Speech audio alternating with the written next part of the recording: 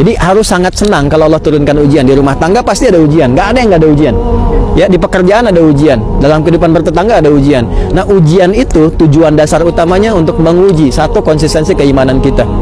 Yang kedua, untuk memperbaiki keadaan hati kita. Sebab kalau nggak ada masalah, kita nggak bisa nguji sabarnya udah sampai mana gitu, ya kan? Istiqomahnya udah sampai mana? Nggak bisa kalau nggak ada ujian itu.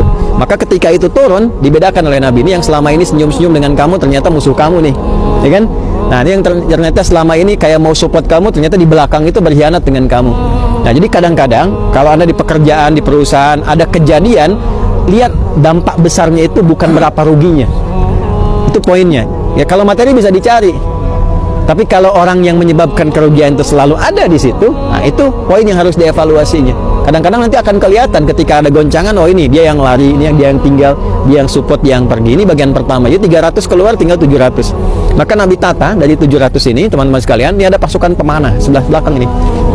Ini namanya Jabal Rumat. Rumat tuh buat lontar, buat panah gitu ya.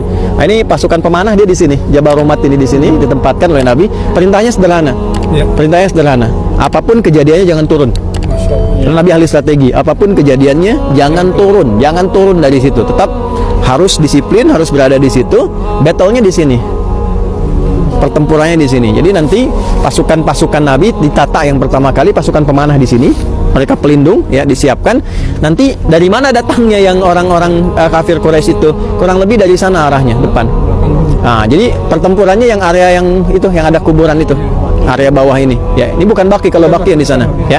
Jadi di area ini di Hai Uhud ini pertempurannya di bawah, di atas untuk perlindungannya ya. Nah, karena yang tadi yang mimpin sudah berubah, Khalid bin Walid ahli strategi, itu diantara ahli strategi yang sudah viral di Jazirah Arab. Udah kalau Khalid dah turun tuh orang udah paham, udah ini jenderal perang gitu.